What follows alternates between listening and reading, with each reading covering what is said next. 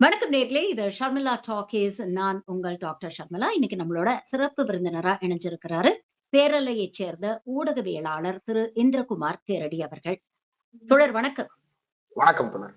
ஒரு அரசாங்கம் ஒரு முக்கியமான ஒரு ப்ராஜெக்ட், அதுவும் கிட்டத்தட்ட ஒரு 30,000 கோடி செலவுல ஒரு ப்ராஜெக்ட் கையில எடுக்குறாங்க அப்படிங்கும்பொழுது, ஒரு பாலிசி டிசிஷனா அத நடைமுறைப்படுத்தணும்னு கையில எடுக்குறாங்க. அதற்கப்புறம் முறையாக அதற்கான வேலைகள்லாம் செய்யப்படுது. டெக்னிக்கல் ஃபீசிபிலிட்டி ஸ்டடீஸ பண்றாங்க. அதுக்கான இடத்த ஐடென்டிஃபை பண்றாங்க. அவ்வளவும் பண்ணி தான் சென்னைக்கு ரொம்ப 2வது ஒரு ஏர்போர்ட் தேவை அப்படின்னு பரந்தூர ஷார்ட் லிஸ்ட் பண்ணி இதை நடைமுறைப்படுத்துறதுக்கான விஷயங்கள் பண்றாங்க.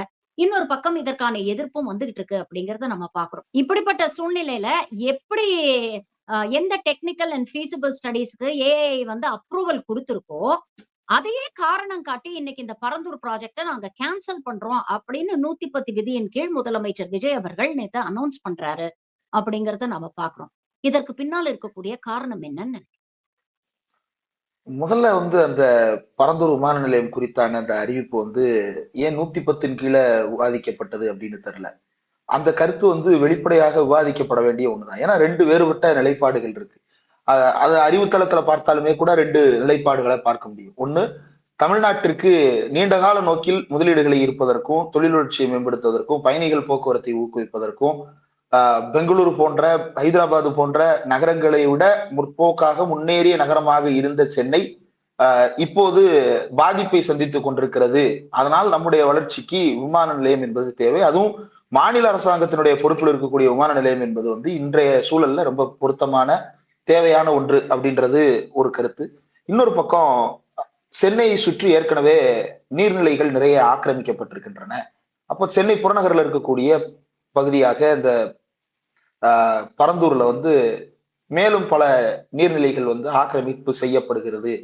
அதாவது விமான நிலையத்தின் பெயரால் அந்த நீர்நிலைகள் மூடப்படுகிறது என்றால் அது இன்னும் பெரிய பாதிப்பை ஏற்படுத்தும் அப்படின்னு இன்னொரு தரப்புல முன்வைக்கப்படுகிறது. இப்ப இந்த ரெண்டுமே தவிர்க்க முடியாத ஒரு முக்கியமான பேசுபொருள். இந்த ரெண்டையுமே உரிய கவனம் கொடுத்து விவாதிக்கணும். இப்போ வளர்ச்சி அப்படின்றதுக்கு முன்னாடி இந்த சூழலியல் பார்வையில பார்க்கும் பொழுது இன்றைக்கு இருக்கக்கூடிய மீனம்பாக்கம் ஏர்போர்ட் அதுவும் கிட்டத்தட்ட நீர்நிலை ஒட்டிய பகுதி தான். இப்போ பெரிய மழை வெள்ளம் அந்த மாதிரியான பாதிப்புகள் ஏற்பட்டா சென்னையில முதல்ல பாதிக்கப்படக்கூடிய இடமாக மீனம்பாக்கம் ஏர்போர்ட்டை சுற்றி இருக்கக்கூடிய இடங்கள் தான் இருக்கு. பின்பக்கம் நீங்க இப்பவும் மேப்ல பார்க்கலாம், அந்த பக்கம் நீர்நிலைகள் இருக்கு. ஆனா ஏர்போர்ட் அத்தாரிட்டி ஆஃப் இந்தியா அதை விரிவுபடுத்த வேண்டும் அப்படின்ற திட்டத்தையும் தொடர்ந்து கோரிக்கொண்டிருக்கிறார்கள். இப்ப அதை விரிவுபடுத்துறது அப்படின்னா அங்க இருக்கக்கூடிய நீர்நிலைகளை தொடாமல் அதை செய்யவே முடியாது. அப்போ தங்கந்தனரசு அவர்கள் கேட்கின்ற கேள்வி என்ன அப்படின்னா, சூழலியல் பார்வைதான் உண்மையிலேயே உங்களுக்கு சூழலியல் மீது அக்கறை இருக்கிறதா, அல்லது சூழலியலின் பெயரால் நீங்கள் இந்த அரசியலை நிகழ்த்துகிறீர்களா அப்படின்றத தெரிஞ்சுக்கிறதுக்கு தான் முன்னாள் அமைச்சர் தங்கம் தென்னரசு அவர்கள் ரொம்ப தெளிவாக கேட்டார். இருக்கிற மீனம்பாக்கம் ஏர்போர்ட்டை எப்படி நீங்க விரிவுபடுத்துவீங்க, வேறு இடத்துல நீங்க செய்ய போறேன்னு சொல்றீங்களே, அங்க நீர்நிலைகள் இல்லாமல் இருக்குமா அப்படின்ற அந்த கேள்வியை அவர் கேட்கிறார். இன்னொரு உதாரணம் சொல்லணும் அப்படின்னா, இதுக்கு முன்னாடி இப்போ மரிய வில்சன் இருக்கிறார், அவங்களுடைய மாமனார் காலேஜ் ஜேபிஆர், அது ஓஎம்ஆர்ல செம்மஞ்சேரி பக்கத்துல இருக்கக்கூடிய இடம் நம்ம எல்லாருக்கும் தெரியும். அங்க Tamil Nadu urban habitat development board குடியிருப்பு ஒன்று இருக்கிறது. அதற்கு முன்னால ஒரு பெரிய இடம் 91.04 ஏக்கர் அளவுக்கான இடம் 30 ஆண்டுகளுக்கு மேலாக ஆக்கிரமிக்கப்பட்டிருந்த இடத்த கடந்த 2021 அதை ஆக்கிரமிப்புன்றத ஃபைண்ட் அவுட் பண்ணி கிட்டத்தட்ட அந்த இடத்தினுடைய வேல்யூவேஷன் மட்டும் 2010 கோடி 2021 அதை திமுக அரசாங்கம் மீட்டு அந்த இடத்தில் என்ன செய்ய முயற்சித்தார்கள் என்றால் ஒரு குளோபல் ஸ்போர்ட்ஸ் சிட்டி ஒன்றை உருவாக்குவதற்கான முயற்சியில ஈடுபட்டாங்க. இப்போ அந்த குளோபல் ஸ்போர்ட்ஸ் சிட்டி திட்டத்தையும் இப்போது கிடப்பில் போடப்படுவதாக தகவல். அதற்கு காரணமும் சூழலியல் தான் காரணம் என்று ஒரு கருத்து சொல்லப்படுகிறது. உண்மையிலேயே சூழலியல் தான் காரணமா, அல்லது அதை ஒரு சாக்காக பயன்படுத்தி கொண்டு இவர்கள் தங்களுடைய அரசியலை செய்கிறார்களா அப்படின்றதா? அப்ப உண்மையிலேயே சூழலியல் தான் இவங்களுக்கு இது அப்படின்னா, குலசேகரப்பட்டினத்துல ஒரு விமான ஏவுதளம் அமைப்பது அப்படின்னு வரும் பொழுது அங்க இருக்கக்கூடிய மீனவர்கள், அங்க இருக்கக்கூடிய விவசாயிகள் பலரும் எதிர்ப்பு தெரிவித்திருக்கிறார்கள். கிட்டத்தட்ட பல்வேறு கிராமங்களைச் சேர்ந்த நபர்கள் தொடர்ந்து போராட்டம் நடத்தி இருக்கிறார்கள். ஆனா குலசேகரப்பட்டினத்தில் விமான ஏவுதளம் அமைக்கப்படும் அப்படின்றது அதுக்காக தொடர்ந்து திமுக போராடி இருக்கிறது. அதை ஒன்றிய அரசாங்கம் ஒரு கட்டத்துல அறிவிப்பும் செய்கிறது. தாவேக அதை வரவேற்கிறது. அப்போ உங்களுடைய சூழலியல் அப்படின்றது அந்த இடத்துல என்னவா மாறுச்சு? அந்த இடத்துல உங்களுக்கு சூழலியல் பாதிப்பு ஏற்படலையா? நீலாங்கரையில நீங்க வீடு கட்டி இருக்கீங்களே, அந்த இடத்துல எந்த விதமான சூழலியல் நீர்நிலை சார்ந்த ஆக்கிரமிப்பும் ஏற்படலையா? அல்லது இந்த தமிழ்நாடு அரசு புதிதாக மேற்கொள்ளவிருக்கின்ற டெவலப்மெண்ட் ப்ராஜெக்ட்ஸ் எல்லாமே வந்து எந்த விதமான நீர்நிலைகளிலும் படாதபடிக்குத்தான் அந்த டெவலப்மெண்ட் எல்லாம் மேற்கொள்ள போறாங்களா? அப்படியான ஒரு ப்ராஜெக்டை செய்ய முடியுமா அப்படின்ற கேள்வி வருது. இப்போ அடுத்துதான் இந்த டெவலப்மெண்ட் கொஸ்டின் வருது. அப்ப இது ரெண்டையும் எப்படி மேனேஜ் பண்றது அப்படின்னா, இதுக்கு ஒரு டீடைல்டான கன்சல்டேஷன் நடக்கணும். இப்போ இன் பிரின்சிபிள் அப்ரூவலை திமுக அரசாங்கம் வாங்கி வைத்திருந்தது. அந்த பரந்தூர் போராட்டக்காரர்களுக்கு நன்றாக தெரியும், அவர்கள் மறுக்க மாட்டார்கள். அந்த இன் பிரின்சிபிள் அப்ரூவல் வந்து கொஞ்சம் வேக வேகமாக நகர்த்தி இருந்தால் இன்னும் சீக்கிரமாக அந்த ப்ராஜெக்டை வந்து ஸ்டார்ட் பண்ணி இருந்திருக்க முடியும். ஆனால் அன்றைய துணை முதலமைச்சர், இன்றைய மாண்புமிகு எதிர்க்கட்சி தலைவர் உதயநிதி ஸ்டாலின் அவர்கள், அங்க விவசாயிகள் போராட்டம் நடக்கிறது, அவர்களிடம் இது பற்றின கன்சல்டேஷனை எப்படி நம்ம பண்ணாம இதை வேகமா ப்ரொசீட் பண்றது அப்படின்னு சொல்லி அவர்களோடு கலந்துரையாடுவதற்கான எல்லா வாய்ப்புகளையும் மேற்கொண்டுதான் அது வந்து ஸ்லோ ஃபேஸ்ல வந்து மூவ் ஆயிட்டு இருந்தது, அல்லது வந்து அது அப்படியே இருந்தது. அது எந்த நிலையில் தொடங்கப்பட்டதோ அந்த நிலையிலேயே அப்படியே இருந்தது. இப்போ இவர்கள் இதை மாற்றுகிறார்கள் என்றால், இப்ப அந்த ப்ராஜெக்ட் ஒன்னும் நாளைக்கே ஏர்போர்ட்டை கட்டுறதுக்கு அங்க யாரும் போய் அடிக்கல் நாட்ட போறது கிடையாது. அது இன்னைக்கு நிர்மல்குமார் தான் சொல்றாரு, அது வந்து என்விரான்மெண்டல் கிளியரன்ஸ் எல்லாம் வாங்கல அப்படின்றது. ஆமா, என்விரான்மெண்டல் கிளியரன்ஸ் எல்லாம் வாங்கல, ஆனா அதற்கான வேலைகள் திட்டங்கள் அப்படியே இருந்தது. அப்போ அது வந்து ஒரு டெட் ஒரு ஒரு கிடை நிலையிலதான் அது வந்து ஏற்கனவே இருந்தது. அப்போ நீங்க என்ன பண்ணிருக்கலாம் அப்படின்னா, அதே ப்ராஜெக்டுக்கு வேற இடங்கள்ல ஃபீசிபிலிட்டி ஸ்டடி பண்றத முயற்சி பண்ணிட்டு அதற்கு பிறகு இதை தவிர்த்திருந்தா திமுக இந்த விமர்சனத்தை வைக்க முடியாமலே போயிருக்கும்ல. இந்த வளர்ச்சி குறித்தான கேள்வி எதுவுமே உங்களை நோக்கி வராமலே போயிருந்திருக்கும்ல. ஆஹா, அவர் ஏற்கனவே இன்னொரு இடத்தை ஐடென்டிஃபை பண்ணிட்டாருப்பா. இப்ப ஏற்கனவே திமுக அரசு 2 இடங்களை ஐடென்டிஃபை பண்றாங்க, பன்னூர் பரனூர் அப்படின்னு சொல்லிட்டு. இப்ப பலரும் என்ன சொல்றாங்க, 2 இடம் ஐடென்டிஃபை பண்ணாங்க, அதுல வந்து இப்ப பரந்தூரை விட்டுட்டு பன்னூர்ல பண்ணலாம் அப்படின்னா, பன்னூர்ல வந்து கூடுதல் பாதிப்புகள் இருக்கும் அப்படின்றதுனாலதான் பரந்தூரை தேர்ந்தெடுக்கப்பட்டது. அப்ப இதை விட சிறப்பான ஒரு இடத்தை தேர்வு செய்வதற்கான முனைப்பை இந்த அரசாங்கம் காட்டுகிறதா, அல்லது அதற்கான ஏற்பாடுகள் இவர்களிடம் இருக்கிறதா அப்படின்னா இல்ல. அப்ப அங்கதான் இது இருக்கிறதையும் நீ விடுறியே, புதுசாவும் உனக்கு செய்யறதுக்கான இது கிடையாது, ஒரு அறிவோ அல்லது வந்து அது குறித்தான வந்து ஆய்வு செய்வதற்கான முனைப்போ அல்லது வந்து ஒரு பொலிட்டிக்கல் வில்லோ கிடையாது. ஏன் அந்த பொலிட்டிக்கல் வில் இல்லை அப்படின்னு சொல்றேன்னா, மாநிலத்திற்கான முதலீடுகளை பெற்று வருவது அப்படின்றது வந்து ரொம்ப சாதாரணமான டாஸ்க் கிடையாது. பல்வேறு மாநிலங்களோடு ஒரு மிக போட்டியான சூழல் இருக்கிறது. அந்த போட்டியான சூழல்ல தான் நம்ம வந்து நமக்கான முதலீடுகளை பெற்று வருவதற்கு போராட வேண்டியிருக்கு. அப்படியான நிலையில போன வாரம் ஒரு இன்வெஸ்டர்ஸ் மீட்டிங் நடத்தினாங்க. அதுல ஏதோ 67,000 கோடி 68,000 கோடியோ 90க்கும் மேற்பட்ட முதலீட்டாளர்கள் கையெழுத்து போட்டதா சொல்றாங்க. அந்த 90 முதலீட்டாளர்கள் யாரு? ஏற்கனவே அவர்களோடு புரிந்துணர்வு ஒப்பந்தம் கையெழுத்து போடப்பட்டதா? ஏற்கனவே போடப்பட்டிருந்தால் திரும்பவும் ஏன் போடப்பட்டது? இது குறித்தெல்லாம் எந்த வெளிப்படைத்தன்மையான பதிலும் இல்லை. இதை கேள்வி கேட்ட அமைச்சர் கீர்த்தனா இன்னைக்கு பேரவையில என்ன சொல்றாங்க அப்படின்னா, நாங்க வந்து தமிழ்நாட்டுடைய வளர்ச்சிக்காக பாக்குறோம், இளைஞர்களுக்கு வேலை வாய்ப்பு வேணும்னு நினைச்சீங்கன்னா நீங்க இதை பத்தி கேட்க கூடாது. அப்பனா என்ன அர்த்தம்? உள்ளுக்குள்ள ஏதோ பிரச்சனை இருக்குன்னு அர்த்தம். இவங்க முதலீடுகளை, உண்மையான முதலீடுகளை கொண்டு வரவில்லை, ஏற்கனவே பண்ண முதலீடுகளை மீண்டும் பண்ணுவதாக கையெழுத்து போட்டு நம்மளுக்கு கணக்கு காட்டுகிறாங்களே தவிர இவங்க வந்து புதுசா எந்த முதலீட்டையும் கொண்டு வரல அப்படின்றது அவங்களுடைய பேச்சுல அவங்களே ஒத்துக்கிறாங்க. அப்போ இவர்களுக்கு தமிழ்நாட்டின் முதலீடுகளை கொண்டு வருவதற்கோ அல்லது தமிழ்நாட்டின் தொழில் வளர்ச்சியை மேம்படுத்துவதற்கோ ஒரு சீரிய திட்டமிடல் இல்லை. கைடன்ஸ் தமிழ்நாடு அப்படின்னு சொல்லிட்டு ஒரு அமைப்பு இருக்கு. அந்த அமைப்பினுடைய நோக்கமே முதலீடுகளை ஈர்ப்பதற்கான வேலை திட்டத்தை மேற்கொள்வதற்காக அந்த சப்ஜெக்ட் எக்ஸ்பர்ட்டா இருக்கக்கூடிய பல்வேறு நபர்களை வேலைக்கு எடுத்து அமர்த்தி அது கைடன்ஸ் தமிழ்நாடு இயங்கி கொண்டிருக்கிறது. இன்னைக்கு கைடன்ஸ் தமிழ்நாடுல இருக்கக்கூடிய ஒரு சிலர் ஏற்கனவே ஆந்திரா எக்கனாமிக் டெவலப்மெண்ட் போர்டு அப்படின்னு அந்த ஊரினுடைய முதலீட்டை இருக்கக்கூடிய அமைப்புல வேலைக்கு சேர்ந்துட்டாங்க. இப்ப வேலையில இருக்கிறவங்களுக்குமே பலருக்கும் அந்த ஆந்திரா எக்கனாமிக் டெவலப்மெண்ட் போர்டில இருந்து அழைப்பு வந்து கொண்டிருக்கிறது. உங்களுக்கு அங்க சூழல் சரியில்லையாமே, நீங்க இங்க வந்துருங்க, இங்க இருந்து ஒர்க் பண்ணுங்க அப்படின்னு சொல்லிட்டு இங்க இருப்பவர்களை, முதலீடுகளை மட்டுமல்ல முதலீடுகளை ஈர்ப்பதற்கு தகுதியுள்ள நபர்களையும் சேர்த்து ஆந்திரா இழுத்து கொண்டு போகிறது.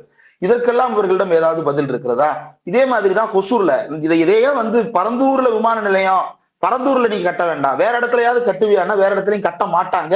இவர்களுக்கு அதற்கான ஒரு ஐடியாவே கிடையாது. அப்படின்றது எதில் வச்சு சொல்றேன் அப்படின்னா, ஒசூர் விமான நிலையத்தை பத்தி இந்த அரசாங்கத்தினுடைய நிலைப்பாடு என்ன? ஒசூர்ல விமான நிலையம் வேண்டும் என்பதற்காக நாடாளுமன்ற மாநிலங்களவையில திமுக எம்பி வில்சன் அவர்கள் தொடர்ந்து அங்க போராடிட்டு இருக்கிறாரு. பக்கத்துல இருக்கக்கூடிய இத பெங்களூரை காரணம் காட்டி மறுக்கிறாங்க. ஒன்றிய அரசாங்கம் நாடாளுமன்றத்திலேயே ஒசூர்ல விமான நிலையம் கட்டுவதற்கான திட்டம் எங்களிடம் கிடையாது அப்படின்னு மறுக்கிறாங்க.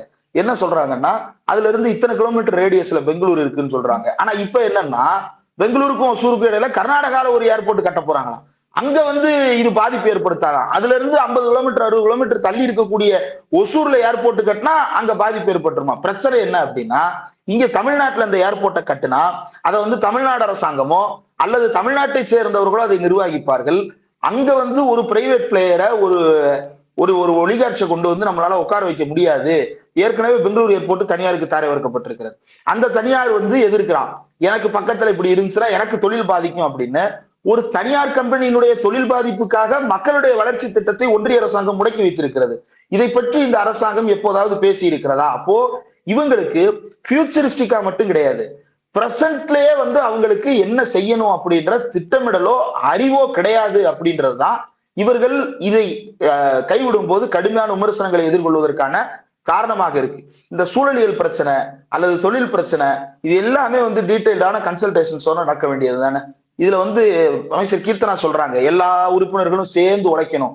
1.5 ட்ரில்லியன் எக்கனாமி தாரகை கத்பட் படி சொல்லணும் அப்படின்னா 15 ட்ரில்லியன் எக்கனாமி, $15 ட்ரில்லியன் எக்கனாமியை கொண்டு வர்றதுக்காக 234 பேர் உழைக்கணும்னு சொல்றாங்கல்ல. அப்ப 234 பேரும் கருத்தை சொல்லணும்ல. 110 அதை பேசுறீங்க. அதை ஒரு சிறப்பு விவாத பொருளா கொண்டு வாங்க, அதை ஒரு தனி தீர்மானமா கொண்டு வாங்க, அல்லது ஒரு கவன ஈர்ப்பு தீர்மானமா கொடுத்து அதன் மூலமாக அதை சட்டப்பேரவையில விவாதிங்க. எல்லா உறுப்பினர்களும் அதுல இருந்து கருத்து சொல்லட்டும், அது மக்களுக்கு போய் சேரட்டும். நீங்க வெளியே பேசிக்கிங்க, அங்க பேசிக்கிங்க, இங்க பேசிக்கிங்க. அப்ப பேரவையில எதுக்குதான் பதில் சொல்றது? கடந்த அக்டோபர் 8ஆம் தேதி வரை, 10ஆம் தேதி பேரவையில சபாநாயகர் சொல்றாரு, 8ஆம் தேதி வரைக்கும் 738 கேள்விகள் கேட்கப்பட்டிருக்கின்றன. அதெல்லாம் உடுக்குறியிடப்பட்ட கேள்விகள், ஸ்டார்டு கொஸ்டின்ஸ். மொத்தம் வந்த கொஸ்டின்ஸ் என்ன அப்படின்னா 8890 கேள்விகள் வந்திருக்கு. 8890 கேள்விகள்ல வெறும் 738 கேள்விகளை தான் இவங்க ஸ்டார்டு கொஸ்டின்ஸ். அந்த ஸ்டார்டு கொஸ்டின்ஸ் பேரவை புக்லெட்லயும் வந்துடும், பேரவையிலையும் அது பேசப்படும். விரும்பி அதை பற்றி கேள்வி கேட்டால் அந்த கேள்வி பேரவையிலேயே அலோவ் பண்ணுவாங்க. அது சபாநாயகருடைய ப்ரெரோகேட்டிவ். அதே போல அன்ஸ்டார்டு கொஸ்டின்ஸ்ன்றது இருக்கு. இந்த அன்ஸ்டார்டு கொஸ்டின்ஸ் எல்லாத்துக்குமே எழுத்துப்பூர்வமா பதிலளிக்கணும். நாடாளுமன்றத்துல பாத்தீங்க அப்படின்னா அவ்வப்போது எப்போதெல்லாம் பதில் வருகிறதோ அது உடனடியாக இணையதளத்தின் மூலமாக மக்கள் பார்வைக்கு முன்வைக்கப்படுகிறது. சட்டப்பேரவைக்கு அப்படின்னு சொல்லிட்டு 2-3 இணையதளங்கள் இருக்கிறது. தமிழ்நாடு அசம்பிளிக்கு அப்படின்னு சொல்லிட்டு tn.gov.in ஒண்ணு இருக்குது. அதே போல தமிழ்நாடு டிஜிட்டல் ரெபாசிட்டரி அப்படின்னு சொல்லிட்டு தமிழ்நாடு அசம்பிளியினுடைய ஆவண காப்பு இணையதளம் ஒன்று இருக்கிறது. அதே போல தேசிய அளவில் இருக்கக்கூடிய எல்லா விதான் அப்படின்னு சொல்லிட்டு நேஷனல் விதான் அப்படின்னு ஒரு போர்ட்டல் இருக்கு. அதுல எல்லா சட்டப்பேரவைகளையும் நாடாளுமன்றம், மக்களவை, மாநிலங்களவையும் சேர்த்து ஒரு போர்ட்டல் கிரியேட் பண்ணியிருக்காங்க. அதுல இந்த பேரவை கூட்டத்தொடர், இந்த அரசு அமைந்து 2 கூட்டத்தொடர் நடந்திருக்குது. ஒன்னு இன்ட்ரோடக்டரி செஷன், அடுத்தது இந்த முதல் கூட்டத்தொடர். இந்த 2 கூட்டத்தொடர் குறித்தான எந்த விதமான ஃபைல்ஸ் அதுல அப்லோட் ஆகல. ஏன் இன்னும் அப்லோட் ஆகல? இது திமுக அரசாங்கம் 2026 வரைக்கும் இருந்தது வரைக்கும் எல்லா ஃபைல்ஸும், கடைசி அவங்க பிப்ரவரி மாசம் நடத்தின செஷன் வரைக்கும் எல்லாமே அப்லோட் ஆயிருக்குது. ஆனா இவர்கள் செய்தது எங்க போச்சு? அந்த ஃபைல்ஸ் ஏன் வரல? பேப்பர் ஸ்லைட் ஆன் டேபிள் கூட காணமே ஏன்? பிசினஸ் ஆஃப் த ஹவுஸ காணமே ஏன்? டிபேட்ஸ் ஆன் த ஹவுஸ காணமே ஏன்? அதெல்லாம் மக்கள் பார்வைக்கு முன்வைக்க மாட்டீங்க? அப்போ இவர்களுடைய நோக்கம் ரீல்ஸ் கட் பண்றது தானே தவிர, அந்த ரீல்ஸை பாக்குறவங்களை ஏமாத்துறது தானே தவிர, மக்களுக்கு உண்மையிலேயே நலத்திட்டத்தை கொண்டு போய் சேர்ப்பதோ அல்லது வெளிப்படைத்தன்மையாக இருப்பதோ இவர்களுடைய நோக்கம் இல்லை அப்படின்றதுதான் இந்த மொத்த எபிசோட்லயும் நமக்கு தெரிய வருகின்ற உண்மை. ஓகே. இப்ப தங்கம் தென்னரசு சொல்றாரு, இது ஒரு மிகப்பெரிய ஒரு எக்கனாமிக் இண்டஸ்ட்ரியல் செட்பேக்கை ஏற்படுத்திடும். இன்வெஸ்டர்ஸ் உடைய கான்பிடன்ஸே முதல்ல போயிடும். ஒரு அரசு மேல இன்வெஸ்டர்ஸ் நம்பிக்கை வைக்கணும். ஆனா இவங்க இந்த மாதிரி முக்கியமான பாலிசி டிசிஷன்ஸ்லயே இப்படி பின்வாங்கும் பொழுது முதலீட்டாளர்களுக்கு இந்த அரசு மேல இருக்கக்கூடிய நம்பிக்கை குறைஞ்சிடும், எல்லா ப்ராஜெக்ட்ஸும் மற்ற மாநிலங்களுக்கு போயிடும் அப்படிங்கிற ஒரு கடுமையான ஒரு குற்றச்சாட்டை வைக்கிறாரு. 1.5 ட்ரில்லியன் எக்கானமி அப்படிங்கிற இலக்கை செட் பண்ணக்கூடிய முதலமைச்சர் விஜய்க்கு இது தெரியாதா? இல்ல தன்னுடைய ஒரு பர்சனல் பொலிட்டிக்கல் மைலேஜுக்காக இப்படிப்பட்ட ஒரு கால்குலேட்டட் மூவ் எடுத்திருக்கிறாரு அப்படின்னு நம்ம பார்க்கலாம். 2 விதமா பார்க்கலாம். ஒண்ணு, வேகமான பொருளாதார வளர்ச்சி, ஒரு முதலாளித்துவ பொருளாதார குறியீடுகளின் அடிப்படையிலான ஒரு தீவிரமான வளர்ச்சியை அடைகிறது அப்படின்னா $1 ட்ரில்லியன் எக்கனாமி அப்படின்றது இதற்கு முன்னாடி மு.க. ஸ்டாலின் அவர்கள் முன்வைத்த ஒரு கோல். அந்த கோலை நோக்கி ரொம்ப வேகமாக அந்த அரசு முன்னகர்ந்தது. இவங்க $1.5 trillion அப்படின்றாங்க. இன்னும் $1 trillion எக்கனாமி நம்ம அச்சீவ் பண்ணல. அடுத்து 1.5 ட்ரில்லியனுக்கு போயிட்டாரு. சோ இவர் பெஞ்ச் மார்க் இன்னும் கூட வச்சுட்டாரு. அப்போ நீங்க அந்த கேபிட்டலிஸ்ட் எக்கனாமில அந்த இண்டெக்ஸுக்கு தான் நீங்க உழைக்க போறீங்க அப்படின்னா அதற்கேத்த ரிகர் இருக்கணும்ல, அதற்கேத்த வீரியத்தோட செயல்படணும்ல. அந்த வீரியம் இவர்களிடம் இல்ல. அந்த வீரியம் இருந்திருந்தால் இந்த ப்ராஜெக்ட் நேரம் கைவிடப்பட்டிருக்காது. அப்ப ஏதாவது ஒன்னதான் போக்கஸ் பண்ண முடியும். ஒண்ணு, ஒரு மிதமான வளர்ச்சி. நாங்க பொருளாதார குறியீடுகள் எல்லாம் முன்னாடி இருக்க ஆசைப்பட மாட்டோம், ரொம்ப பொறுமையா மூவ் பண்ணுவோம். இப்பயும் இந்தியாவில தமிழ்நாட்டுல 27% பேர் விவசாய பொருளாதாரம் சார்ந்துதான் இருக்கிறாங்க. நாங்க ஒரு முழுமையான சோசியலிச நாடாகமா அப்படி ஏதாவது திட்டம் வச்சிருக்காங்களா? இது சோசியலிச நாடாவோ அல்லது இதை விவசாய பொருளாதாரம் சார்ந்த தன்னிறைவை அடைய விரும்புகின்ற ஒரு நாடாகவோ மாற்றுவதற்கு இவங்க திட்டம் வச்சிருக்காங்களா? அப்படியான திட்டத்தை இந்தியாவுக்கு உள்ள இருக்கக்கூடிய ஒரு மாநிலத்தால வச்சிருக்க முடியுமா? இந்திய அரசியலமைப்பு சட்டத்தின்படி இந்தியாவுடைய கொள்கைகள் தான் தமிழ்நாட்டிற்குமான கொள்கையாக இருக்க முடியும். தமிழ்நாடு இந்தியாவை விட மாறுபட்ட ஒரு கொள்கை முடிவை எடுக்கணும் அப்படின்னா நீட் தேர்வு விவகாரத்திலே நம்ம பார்த்தா என்ன கொடூரம் நடந்து கொண்டிருக்கிறது அப்படின்னு. அப்போ தமிழ்நாட்டுக்கு என்று இவர்களிடம் தனியாக எந்த விதமான திட்டமிடலும் கிடையாது. அப்ப ஓப்பனா வாங்க, இது இப்படி சொல்லிருங்க, நாங்க $1.5 trillion எல்லாம் வராதுங்க, எங்களுக்கு அதை பத்தி எல்லாம் எந்த கவலையும் கிடையாதுங்க, நாங்க மென்மையா போவோங்க, பொறுமையா போவோங்க, நாங்க எல்லா தொழிலாளர்களுக்கும் நலத்திட்டங்களை கொடுக்க போறோம், எல்லா விவசாயிகளுக்கும் நன்மைகளை கொடுக்க போறோம். குறுவை சாகுபடி பாதிக்கப்பட்டிருக்குது. அது குறித்து சட்டப்பேரவையில எதிர்கட்சி தலைவர் கேள்வி கேட்கிறாரு. கேள்வி கேட்டா அவர் என்ன சொல்றாரு, நாங்க ஏற்கனவே கொடுத்துட்டோம், நீங்க பேப்பர் படிச்சா தெரிஞ்சிருக்கோம் அப்படின்னு சொல்லிட்டு சினிமால ஏதோ வசனம் பேசுற மாதிரி பேசிக்கிட்டு இருக்கிறாரு. எப்பா, கேட்டது நிவாரண தொகுப்பு, நீ கேட்டது சாகுபடி தொகுப்பு. சாகுபடி இல்லாம சாகும்படி விவசாயி இருக்கான்றதுனாலதான் நிவாரணம் கேட்டிருக்கோம். நிவாரணத்துக்கும் சாகுபடி தொகுப்புக்கும் வித்தியாசம் தெரியாம நீ சாகுபடி தொகுப்பு கொடுத்துட்டேன்னு பேசிக்கிட்டு இருக்கே அப்படின்னு சொல்லிட்டு அதை கடுமையாக விமர்சித்தார். அதே போல பல்வேறு விவசாயிகள் சார்ந்த விவகாரங்கள்ல அல்லது தொழிலாளர்கள் சார்ந்த விவகாரங்கள்ல நேற்று சென்னையில துப்புரவு பணியாளர்கள் அடித்து தூக்கி வீசப்பட்டிருக்கிறார்கள். போன ஆட்சியில துப்புரவு பணியாளர்கள் காவல்துறையின் மூலமாக மோசமான முறையில் கைது செய்யப்பட்டார்கள். எப்ப? 60-70 நாள் போராட்டத்திற்கு பிறகு கைது செய்யப்பட்டார்கள். ஆனா 70 நாள் அவங்க போராடி இருந்தாங்க. 70 நாள் போராடுவதற்கு நெருக்கடி இல்லாமல் தான் இருந்தது, போராடுவதற்கான இடம் அங்கு இருந்தது. இப்ப போராடுவதற்கான இடம் ஏதாவது ஒதுக்கி தரப்படுகிறதா அல்லது போராடுவதற்காக யாராவது அனுமதிக்கப்படுகிறார்களா அப்படின்னா திராவிடர் கழகத்தினுடைய நீட் எதிர்ப்பு பரப்புரை தடை செய்யப்படுகிறது. ஆனா இந்து முன்னணியினுடைய பரப்புரை எதுவுமே தடை செய்யப்படுறது இல்லை. திராவிடர் கழகம் கோர்ட்டுக்கு போய் நீதி பெற்று அதற்கு பிறகு ஒரு ஊர்வலத்தையோ அல்லது பரப்புரை கூட்டத்தையோ நடத்த வேண்டி இருக்கிறது. இந்து முன்னணி சர்வ சாதாரணமாக எளிமையாக நடத்தக்கூடிய ஒரு சூழல் இருக்கிறது. அப்போ நீங்க எந்த விதத்துல யூ ஆர் ஸ்டாண்டிங் அவுட்? தமிழ்நாட்டினுடைய சமூக நீதியை காப்பதிலையும் உங்களுக்கு எந்த விதமான முனைப்பும் இல்லை, தமிழ்நாட்டினுடைய போராட்டங்களை அனுமதிப்பதிலையும் உங்களுக்கு எந்த விதமான முனைப்பும் இல்லை. இப்ப இந்த பரந்தூர் விமான நிலையம் அப்படின்றது விவசாய தொழிலாளர்களுடைய இன்னைக்கு அங்க போராடிய விவசாயிகள் இதை ஒரு மிகப்பெரிய வெற்றியாக பாக்குறாங்க. முதலமைச்சர் விஜய் அவர்கள் கொடுத்த வாக்குறுதியை நிறைவேற்றிட்டாரு அப்படிங்கிற ஒரு பாராட்டையும் சொல்றாங்க. தாவேக ஆதரவாளர்கள்லாம் விவசாயிகளின் நண்பன் விஜய் பாருங்க, விவசாயிகளுக்காக அவர் நிக்கிறாரு அப்படின்னு சொல்லி இன்னைக்கு அவர் புகழ்ந்துட்டு இருக்கிறாங்களே. அப்ப இதை எப்படி பாக்குறது? கொடுத்த வாக்குறுதிக்காக நம்ம நிக்கணும், அது மாநிலத்துடைய வளர்ச்சி அப்படிங்கிற விஷயத்துல ரிஸ்க் வர்சஸ் பெனிஃபிட்டா இருந்தா அது இப்படிதான் நான் வே பண்ணி பார்ப்பேன். இது ஒரு மிகப்பெரிய ஒரு ஸ்டேட்மெண்ட், பொலிட்டிக்கல் ஸ்டேட்மெண்ட் அப்படின்னு தாவேக ஆதரவாளர்கள் பேசுறாங்க. இல்ல, தாவேகாவுடைய விவசாயிகளுடைய ஆதரவு நிலைப்பாடு அப்படின்னு சொல்றது, காவிரி விவகாரத்துல உங்களுடைய ஸ்டாண்ட் என்ன? காவிரியில நீரை பெற்று வருவதற்கு தீர்மானம் போடுறேன்னு சொல்றீங்களே, நீங்க இப்ப கர்நாடகாவோட பேச்சுவார்த்தையும் நடத்த போறது கிடையாது, உச்ச நீதிமன்றத்துல போய் கேஸ் போடவும் முடியாது. ஏன்னா டிபிஆர் அப்ரூவல் பண்ணாம ஏன்பா என்கிட்ட கேஸுக்கு வர்ற அப்படின்னு சொல்லிட்டு உச்ச நீதிமன்றம் ஏற்கனவே திருப்பி அனுப்பிடுச்சு. அப்ப நீங்க என்ன பண்ண போறீங்க? காவிரி விவகாரத்துல, மேகதாது விவகாரத்துல காங்கிரஸ்காரன் உங்க பக்கத்திலே உட்காந்துக்கிட்டு நல்லா ஜாலியா ஆமா ஆமா ஆமா ஆமா நாங்களும் சொல்றோம் மேகதாது வேண்டாம் அப்படின்னு சொல்லிட்டு ஜாலியா உட்காந்து பஜனை பாடிட்டு இருக்கிறான். எந்த கோயிலுக்கு போனாலும் நான் அந்த கோயில் பஜனையில ஜாயிண்ட் ஆகிக்கிட்டு வேண்டாம் அப்படின்ற மாதிரி அவன் உங்க பக்கத்துல உட்காந்துக்கிட்டு பஜனை பாடிட்டு இருக்கிறான். டி.கே. சிவகுமாரை கேள்வி கேட்கறதுக்கு பக்கு இல்ல, துப்பு இல்ல. தாரகை கத்பட் பேசுறாங்க, பாரத் ஜோடோ யாத்திரை வந்ததுனாலதான், பாரத் ஜோடோ யாத்திரை தமிழ்நாட்டுக்குள்ள வராதனாலதான் ஜெயிச்சார். நீ ஏன் தொடங்கி வைக்கிறதுக்கு முதல்ல கன்னியாகுமரிக்கு வந்த? ஏன்னா உனக்கு தொடங்குறதுக்கே எவனையும் இடம் கொடுக்கல, வேற எங்கேயுமே உனக்கு ஆட்சி அதிகாரமும் இல்ல, வேற எங்கேயும் தொடங்குறதுக்கான வாய்ப்பும் இல்லை. ரேவந்த் ரெட்டி உள்ள விட மாட்டாரு. ஏன்னா நீ உள்ள போனா விளங்காம போயிரும் ரேவந்த் ரெட்டிக்கு தெரியும்.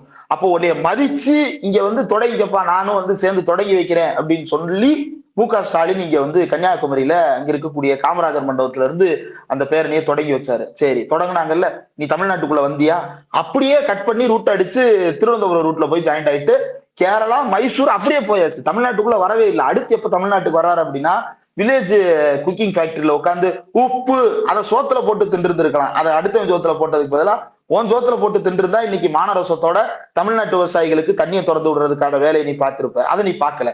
அப்போ தமிழ்நாட்டு விவசாயிகளினுடைய தமிழ்நாட்டுல அடிப்படையான நம்முடைய உணவு தேவை வந்து நெல், அரிசி. அந்த அரிசி உற்பத்திக்கு இன்றைக்கு தமிழ்நாட்டுல பெரிய பாதிப்பு ஏற்பட்டிருக்கிறது. அதுக்கு இவங்க ஏதாவது நடவடிக்கை எடுத்திருக்கிறாங்களா அப்படின்னா எந்த நடவடிக்கையும் எடுக்கல. சரி, மராமத்து பணிகள் ஏதாவது செய்திருக்கிறார்களா, அல்லது வந்து ஏரி கம்மாய் தூர்வாறுதல் குறித்து ஏதாவது வந்திருக்கிறதா அப்படின்னு பார்த்தா அதுவும் எதையும் காணோம். புதுசா எந்த ஃபண்ட் அலோகேஷனும் பண்ணல. சரி, விவசாயிகளுக்கு வந்து கடன் தள்ளுபடின்னு அறிவிச்சாரு, அதை முழுமையா செஞ்சாரா? எல்லா விவசாயிகளுக்கும் கடன் தள்ளுபடின்னு அறிவிச்சாரு. இப்ப என்ன சொல்றாரு, 1 ஏக்கருக்கு குறைவாக நிலம் வைத்திருப்பவர்கள், 70,000 குறைவாக கடன் வாங்கி இருப்பவர்கள் அப்படின்னு சொல்லிட்டு அதுலயும் வந்து சுருக்கிதான் விடுறாரு. அப்ப மற்ற விவசாயிகளுக்கெல்லாம், அங்க பாதிக்கப்படுற மற்ற விவசாயிகளுக்கு எல்லாம் பரந்தூர் விவசாயிகள் சேர்ந்தான அதுல வர்றாங்க. அப்ப அவங்களுக்கு என்ன சொல்யூஷனு? அப்போ உண்மையிலேயே விவசாயிகளின் நண்பனாக நீங்க இருக்கீங்க அப்படின்னா இது எல்லாத்தையும் பண்ணிருக்கணும். காவிரி குறித்து நீங்க முதலா நின்று இருந்திருக்கணும். எல்லா விவசாய தொழிலாளர்களுடைய கடனை நீங்க தள்ளுபடி பண்ணிருக்கணும். அதுக்கப்புறம் நீங்க இந்த பரந்தூரை பத்தி பேசியிருக்கணும். ஆனா பரந்தூரை மட்டும் இவர்கள் செய்யறாங்க அப்படின்னா அதுதான் இன்றைக்கு சிடிஆர் நிர்மல்குமார் பேசும்போது இவங்க பரந்தூரை கையில் எடுப்பதற்கான அரசியல் காரணம் என்ன அப்படின்றது வந்து அங்கதான் வருது. இவங்க பரந்தூரை கையில் எடுப்பதற்கான அரசியல் காரணம், இவங்க வந்து G2 ஒரு கம்பெனியை தொடர்படுத்தி பேசினாங்க. அவன் முந்தானியத்து தான் சொல்றான் தமிழ்நாட்டின் சிறப்பாக தாவேக ஆட்சி நடத்தி வருகிறது அப்படின்னு சொல்லிட்டு. ஆனா இவங்க சம்பந்தமே இல்லாம போன 5 வருஷமா G2 வந்து சபரீஷனோட கம்பெனி, G2 வந்து திமுக நடத்துற பினாமி கம்பெனி, அப்படி இப்படின்னு G2 இப்பதான் வந்து எங்களுக்கு தொழில் பண்றதுக்கு ஈஸியா இருக்கு அப்படின்னு பேசுறான். அப்ப அவன் யாரோட அஜெண்டாவில வேலை பார்த்துக்கிட்டு இருக்கிறான்? இன்னைக்கு G2 மருமகன் அப்படின்னு இவர் பேசுறாரு. இவர் வந்து அப்படி சபரீஷனை வந்து மறைமுகமா சொல்றாராம். யாராவது ஒருத்தர் எந்திரிச்சு போல் சொன்னா, நான் தான் உங்க பேரே சொல்லலையே, அப்புறம் எதுக்காக வந்தீங்க அப்படின்னு சொல்லிட்டு இவர் வந்து அடுத்து அப்படி நக்கலா கேட்கறதுக்காக இவர் இப்படி ஆரம்பிக்கிறார். தங்கம் தென்னரசு நல்லா கொடுத்தாரு, உடைய கொடுப்பா. லாட்ரி மருமகனுக்காக நீ ஏதாவது பண்ணிட்டு இருக்க அப்படின்னு நான் சொல்லட்டுமா அப்படின்னு சொல்லிட்டு அவர் ஒண்ணு கேட்கிறாரு. அப்போ இதுல லாஜிக் இருக்குல்ல. அப்ப இதுக்கு பதில் சொல்லு, லாட்ரி மருமகன் கேட்டதுக்கு என்ன பதிலே சொல்ல முடியாதுல உன்னால. அப்போ சட்டமன்றத்துல ஒரு ஆரோக்கியமான விவாதம் நடக்க வேண்டிய இடத்துல இதை ஏன் கொண்டு வந்து உள்ள சொருகிறாரு அப்படின்னா, இதை வைத்து திமுக அரசாங்கத்தின் மீது ஒரு குற்றச்சாட்டை, ஒரு உண்மைக்கு புறம்பான ஒரு தகவலை மக்கள் மன்றத்தில் பரவ விட வேண்டும் என்பதற்காக. இந்த ஒன்லைனர்ஸ் எல்லாமே வந்து ரீல்ஸ் கட் பண்றதுக்காக அல்லது வந்து ஒரு கவுண்டர் நரேஷனை சோசியல் மீடியா மூலமா செட் பண்றதுக்காக, அதுக்காக இந்த ஒன்லைன் கவுண்டர்ஸை கொடுத்து தங்களுடைய குழப்பம் ஓத்திக்கிட்டு இருக்கிறாங்க. விவசாயிகளுக்கு ஆதரவாக இருப்பவர்கள் அது சார்ந்து இல்ல பேசியிருக்கணும், அது சார்ந்து எதுவும் பேசலையே. ஏன் நீ நேரா G2 போற? அப்ப உனக்கு வேற ஏதாவது கம்பெனிக்காரன் வந்து G2 ஒழிச்சு கொடுன்னு அஜெண்டா கொடுத்திருக்கானா, அல்லது G2 வந்து அஜெண்டா கொடுத்திருக்கான்? அப்ப இந்த விஷயத்துல வந்து இது ஒரு மாநில நலன் சார்ந்த ஒரு விஷயம், மாநிலத்துடைய முன்னேற்றம் சார்ந்த ஒரு விஷயம் அப்படிங்கிற ஒரு தொலைநோக்கு பார்வை இல்லாம இத மறுபடியும் அந்த தீய சக்தி வர்சஸ் தூய சக்தி அப்படிங்கிற அந்த நெரேட்டிவ்க்குள்ள அவர் வந்து சுருக்க முயற்சி பண்றாருன்னு நினைக்கிறீங்களா? திமுக இதை ஆதரிக்குது, அதனால நான் இதை எதிர்க்கிறேன், சோ இந்த ப்ராஜெக்ட நான் டிராப் பண்றேன் அப்படிங்கிற ஒரு மைண்ட் செட்ல பண்றாருன்னு நினைக்கிறீங்களா? அப்படிதான் இருக்கு. இதை வந்து எல்லாவற்றையுமே வந்து திமுகவின் பெயரில் எழுதுவதற்கு அப்படின்றதுதான். இப்ப நாளைக்கு எதனாலும் இது மாதிரி நீங்க கைவிடலாம். அதுக்கு வந்து கன்சல்டேஷனோ அல்லது விவாதமோ எதுவுமே தேவையில்லாம நீங்க வந்து இஷ்டத்துக்கு ஒரு முடிவை வந்து அறிவிக்கலாம். சட்டமன்றத்துல 2 பெரும் கட்சிகள் இருக்கு, ஒன்னு அதிமுக, இன்னொன்னு திமுக. ரெண்டுமே இந்த ப்ராஜெக்டை சப்போர்ட் பண்ணிருக்காங்க. அந்த 2 பேரும் ஏன் சப்போர்ட் பண்ணாங்க அப்படின்ற காரணத்தை தெரிவிப்பதற்கு அவர்களுக்கு உரிமை இருக்கா இல்லையா? அதையே சட்டப்பேரவையில 110 கீழே போட்டு யாருமே விவாதிக்க முடியாம, அப்ப தங்கம் தென்னரசு என்ன பண்ண வேண்டியது இருக்கு? வெளியே வந்துதான் கருத்தை சொல்லிட்டு திருப்பி உள்ள போக வேண்டியது இருக்கு. பாத்தீங்களா, வெளியே போயிட்டாங்க. லூசு பயிலுகளா, 110ல பேசுனா உள்ளுக்குள்ள பதில் சொல்ல முடியாதுடா, வெளியே போய் தாண்டா பதில் சொல்லணும். நாங்க அவையை மதிச்சு வெளியே போய் பதில் சொல்லிட்டு திருப்பி உள்ள வந்தா நீ என்னடா கிக்கி பிக்கி பண்ணிக்கிட்டு இருக்க, அவை மரியாதையை பத்தி உனக்கு என்னடா தெரியும் அப்படின்னு சொல்லிட்டு இங்கிட்டு இருந்து திரும்ப கேட்கறதுக்கான வாய்ப்பு சபாநாயகர் தருவானா? தரமாட்டாரு. இப்போ மக்கள் நலன் சார்ந்து அப்படின்னா எது மக்கள் நலன் சார்ந்த விவகாரம் அப்படின்றத சட்டப்பேரவையில தான் விவாதிக்கணும், சட்டப்பேரவையில தான் பதில் சொல்லணும், சட்டப்பேரவையில தான் அது குறித்தான முடிவுகள் எடுக்கப்படணும். சட்டப்பேரவையில எதிர்கட்சியில் இருக்கக்கூடிய உறுப்பினர்கள் கேள்வி கேட்கிறாங்க, கேள்விக்கு யாரோ எந்திரிக்கிறாங்க. ஆஸ்டின் பேசுறாரு, ஆஸ்டின் பேசுறதுக்கு 5 அமைச்சர்கள் எந்திரிச்சு பதில் சொல்றாங்க. யாராவது சம்பந்தப்பட்ட துறை சார்ந்து பதில் சொல்லி இருக்கிறாங்களா அப்படின்னா எவனும் சம்பந்தப்பட்ட துறை சார்ந்து பதில் சொல்றது இல்ல. பொதுப்பணித்துறையை பத்தி கேட்டோம் அப்படின்னா நிர்மல்குமார் பதில் சொல்றாரு. சட்டத்துறையை பத்தியோ அல்லது மின்சாரத்துறையை பற்றியோ கேள்வி கேட்டோம் அப்படின்னா இந்த பக்கம் இவரு செங்கோட்டையன் பதில் சொல்றாரு. இதுல ஆதவர்ஜுனா எதுக்கு எந்திரிக்கிறாருன்னே தெரியல. அவர் எந்திரிக்கும் போதெல்லாம் ஏற்கனவே எவனோ ஒருத்தன் பேசுனதை திரும்ப திரும்ப பேசுறாரு, சம்மந்தம் இல்லாம பேசுறாரு. அவர் ஏதோ மாசா பேசுறதா அவர் நினைச்சுக்கிட்டு அப்படி அப்படின்னு சொல்லிட்டு இழுத்துக்கிட்டு இருக்கிறாரு. இப்ப தண்ணியை குடிச்சிட்டு உட்காருங்க அப்புறம் தான் சொல்லணும். சட்டப்பேரவையில கேட்கப்பட்ட எந்த கேள்விக்கும் பதில் சொல்லாதது மட்டும் இல்ல, அவை முன்னவர் எந்திரிச்சு ரொம்ப தைரியமா சொல்றாரு, பதில் இருக்கான்னு கேட்டுட்டு நீங்க கேள்வியை பெர்மிட் பண்ணுங்க. அப்ப நீ பதில் கூட ப்ரிப்பேர் பண்ணிட்டு வர மாட்டேன். கேள்வி வந்து ஆன் தி ஸ்பாட் கேட்கிற கேள்வி கிடையாது. சட்டப்பேரவையில கேட்கப்பட வேண்டிய கேள்வி, கேட்க போகின்ற கேள்விகள் எல்லாமே ஏற்கனவே சபாநாயகருடைய கவனத்திற்கு கொண்டு செல்லப்பட்டு அதுல உடுக்குறியிட்டு அது அந்த சம்பந்தப்பட்ட துறைகளுக்கு பிரித்து அனுப்பப்பட்டு அவங்க அதுக்கு பதில் தயாரிச்சுட்டு வரணும், இவங்க அதுக்கு கேள்வி தயாரிச்சுட்டு வரணும். இந்த ரெண்டு சேர்ந்துதான் சட்டப்பேரவையில அது நடக்கும். ஆனா என்னமோ இவங்க அவங்களா எந்திரிச்சு கேள்வி கேட்கிற மாதிரி இவங்க அவங்களா எந்திரிச்சு பதில் சொல்ற மாதிரியும் நீங்க இன்னைக்கு பேரவையில பாத்தீங்க அப்படின்னா தெரியும். டிமாண்ட்ஸ் அண்ட் டிராப்ட்ஸ், அதாவது மானிய கோரிக்கை புத்தகங்களை ஏவாவேலும் கையில வச்சு படிச்சுட்டு இருப்பாரு. இந்த பக்கம் எடப்பாடி பழனிசாமி கையில வச்சு படிச்சுட்டு இருப்பாரு. எடப்பாடி பழனிசாமி கூடுதலா படிச்சுட்டு பக்கத்துல இருக்கக்கூடியவர்கிட்ட, ஒரு ஓஎஸ் மணியன் நினைக்கிறேன், அவர்கிட்ட வந்து இதை காட்டுவாரு, இதை பண்ணணும் அப்படின்னு சொல்லிட்டு ரவுண்ட் பண்றாரு. அப்போ எதிர்கட்சி வரிசையில இருக்கிறவங்க எல்லாம் நீண்ட கால இந்த நிர்வாக அனுபவத்தினால அவர்களுக்கு நேரடியாக அந்த மானிய கோரிக்கையை படித்து அதன் மீது கருத்து சொல்லுகின்ற அளவுக்கு அவர்களிடம் அறிவு இருக்கிறது. ஆனா உன்னுடைய சொந்த மானிய கோரிக்கையவே உன்னால எழுத்து கூட்டாம வாசிக்க முடியாதுன்ற அளவுலதான் உன்னுடைய அறிவு இருக்கு. அப்ப நீ ப்ரிப்பேர் பண்ணிட்டு வரணும். நீ ப்ரிப்பரும் பண்ண மாட்ட, கேள்வி கேட்டாலும் பதில் சொல்ல மாட்ட, எழுத்துப்பூர்வமான கேள்விகளுக்காவது பதில் சொல்லுவியா அப்படின்னு கேட்டா 8000 கேள்வி கேட்கப்பட்டிருக்கு, 172 கேள்விக்கு தான் பதில் சொல்லி இருக்கிற. அப்புறம் மீதி இருக்கக்கூடிய 98% கேள்விக்கு எப்படா பதில் சொல்லு அப்படின்னு கேட்டா அதுக்கும் பதில் கிடையாது. எந்திரிச்சு உடனே வந்து ஒரு கவுண்டரை போடுறது, ஏதாவது ஒரு சோசியல் மீடியா நரேட்டிவ் கவுண்டரை போடுறது. அப்ப இவங்களுடைய நோக்கமே சோசியல் மீடியா கவுண்டர் போடுறதா தான் இருக்கே தவிர மாநிலத்தினுடைய தொழில் வளர்ச்சி பற்றியோ அல்லது உண்மையிலேயே விவசாயிகளுடைய நலன் பற்றிய அக்கறையோ இவர்களிடம் இருப்பது போல தெரியவில்லை. சரி, இப்போ அந்த பரந்தூர்ல வந்து விமான நிலையம் கட்டல அப்படின்னு சொல்றாங்கல்ல, இது விவசாயிகள் நலன் சார்ந்தது தானே, அப்ப இடத்த திருப்பி கொடுப்பீங்களா?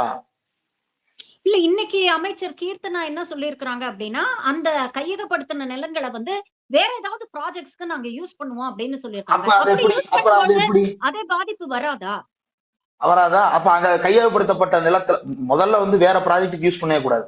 நீங்க என்ன காரணத்துக்காக ப்ரொக்யூர்மெண்ட் பண்ணீங்களோ அதற்காக மட்டும்தான் பயன்படுத்தணும் அப்படின்றதுதான் ஏற்கனவே வந்து நிலம் கையகப்படுத்தல் சட்டத்தின் மூலமாக இந்தியா முழுவதும் நடைமுறையில இருப்பது. உதாரணத்திற்கு நான் வந்து ஒரு தமிழ்நாடு நகர்ப்புற வாழ்விட மேம்பாட்டு வாரிய குடியிருப்பு கட்டுவதற்காக ஒரு நிலத்தை கொள்முதல் பண்றேன் அப்படின்னா அந்த இடத்துல நான் போய் தமிழ்நாடு போக்குவரத்து கழகத்தினுடைய பணிமனை அமைக்க முடியாது. போக்குவரத்து கழக பணிமனை அமைக்கணும்னா அதன் பேரால தனியா தான் நடத்தணும். இப்போ அந்த விவசாயிகளுக்கு இப்போ ஒரு சிலருக்கு இடம் கையகப்படுத்தல, ஒரு சிலர்கிட்ட கையகப்படுத்திட்டாங்க. இப்போ கையகப்படுத்தப்பட்டவர்கள் விவசாயிகள் இல்லையா, அவங்க ஏன் நிலத்தை கொடுத்துட்டு போனாங்க? அப்ப அந்த நிலத்தை கொடுத்துட்டு போனவங்கள்ட்ட வந்து நீங்க வந்து திருப்பி கொடுக்கணும்ல. திருப்பி கொடுத்தா பணத்தை எப்படி வாங்குவீங்க? பணத்தை எப்படி ரீஇம்பர்ஸ் பண்ணுவீங்க? அவங்க ஏற்கனவே வந்து ஏழை விவசாயிகள், அவங்களுக்கு நீங்க வந்து ஏதோ ஒரு அமௌண்ட் கொடுத்துருக்கீங்க அப்படின்னா ஒண்ணு அவங்க வேற இடத்துல இடம் வாங்கிட்டு போய் அங்க வந்து குடியேறி இருப்பாங்க, அல்லது அவங்களுடைய வாழ்க்கை தேவைகளுக்காக அதை செலவு பண்ணியிருப்பாங்க. இப்போ அந்த பணத்தையும் திருப்ப இது பண்ண முடியாது, எடுத்த நிலத்தையும் வேற ப்ராஜெக்டுக்கு பயன்படுத்த முடியாது. இப்ப அது அரசு புறம்போக்கு நிலமாக பட்டா மாற்றப்பட்டு சும்மா கிடக்க போகுது. இப்போ அப்படிங்கிற ஒரு கேள்வி இருக்கு இல்ல தொடர். இப்போ சென்ட்ரல் கவர்மெண்ட்ல இருந்து இதற்கு திரும்ப வந்து அழுத்தம் கொடுத்து பாஜக ஏதாவது அழுத்தம் கொடுத்தா இந்த ப்ராஜெக்ட ரீகன்சிடர் பண்றதுக்கோ இல்ல ரீஓபன் பண்றதுக்கோ வாய்ப்புகள் இருக்குன்னு நீங்க நினைக்கிறீங்களா? இது ஒரு பக்கம். இன்னொரு பக்கம் அப்படி இல்ல, இதை க்ளோஸ் பண்ணிட்டாங்கன்னா இதற்கான ஆல்டர்னேட்டிவ் என்னன்னா, இனிமேல் தான் வந்து அடுத்த ஃபீசிபிலிட்டி ஸ்டடியை நாங்க பண்ண போறோம், வேற ஏதாவது இடத்த நாங்க பார்க்க போறோம் அப்படின்னு சொல்றாங்க. இந்த மாதிரி ஒரு மிகப்பெரிய ஏர்போர்ட் கட்டுறதுக்கு மற்ற மாநிலங்கள்லாம் பாத்தீங்கன்னா ஸ்டார்ட் டு பினிஷ் கிட்டத்தட்ட 10-11 வருஷம் ஆயிருக்கு அப்படின்னு பாக்குறோம். இது கிட்டத்தட்ட பரோட்டா சூரிய கதை மாதிரி தானே இருக்கு. கோடெல்லாம் அழிச்சிரு, நான் முதல்ல இருந்து போடுறேன் அப்படின்னு சொல்றது வந்து ஒரு மாநிலத்தையே 10-15 வருஷம் பின்னோக்கி இழுத்துட்டு போயிடாதா? விஷன் இல்லாத ஒரு அரசாங்கம் அமையும் போது இந்த சிக்கல்கள் எல்லாம் ஏற்படும். ஒன்றிய அரசாங்கம் அழுத்தம் கொடுத்தா இவங்க கேட்பாங்களா அப்படின்னா அவன் ஏன் கொடுக்க போறான்? அவன் ஜாலியால இருப்பான். தமிழ்நாட்டுக்குன்னு ஒரு விமான நிலையத்தை அவங்க கட்டாம இருக்கிறது அப்படின்றது வந்து ஏர்போர்ட் அத்தாரிட்டி ஆஃப் இந்தியாவுக்கோ அல்லது அதை யாராவது ஒருத்தன் பிரைவேட் பிளேயர் தான் ஆக்கிரமித்துக் கொள்வதற்காக காத்திருப்பானே அவனுக்கோ இது ஜாலியான ஒரு செய்தியா தான் இருக்கும். அவன் எந்த காலத்திலையும் அழுத்தம் கொடுக்க போறது கிடையாது. இந்த அரசும் புதிய விமான நிலையத்தை கட்டுவதற்கு ஃபீசிபிலிட்டி ஸ்டடி தானே, சரி எப்ப ஆரம்பிக்க போறாங்க, அதுக்கு ஏதாவது டெட்லைன் ஃபிக்ஸ் பண்ணிருக்கீங்களா? இந்த ப்ராஜெக்டை டிராப் பண்றதோட சேர்த்து சைடோட சைடா அதையும் விவாதிக்க வேண்டியதானே? ஏன் அதை விவாதிக்கல? ஏன் அதை பத்தி பேசல? இவங்க வந்து இப்ப வேற இடத்துல கட்ட போறேன் அப்படின்னா அதற்கான ஸ்ட்ரக்சரை சொல்லுங்க. அதுல எந்த நீர்நிலையும் வராது அப்படின்னு உங்களால சொல்ல முடியுமா? 1% நீர்நிலை கூட வரக்கூடாது. 1% விவசாய நிலம் கூட வரக்கூடாது.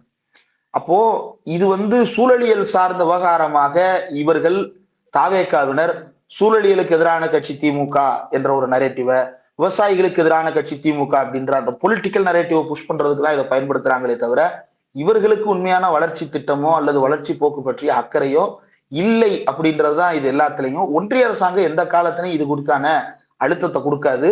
மாறாக இவன் புது ஃபீசிபிலிட்டி ஸ்டடி கொடுக்கும் போது அதை ரிஜெக்ட் வேணா பண்ணுவாங்களே தவிர இவன் முதல்ல கொடுக்கவே மாட்டான். அப்படியே கொடுத்தாலும் அவன் ரிஜெக்ட் தான் பண்ண போறான்.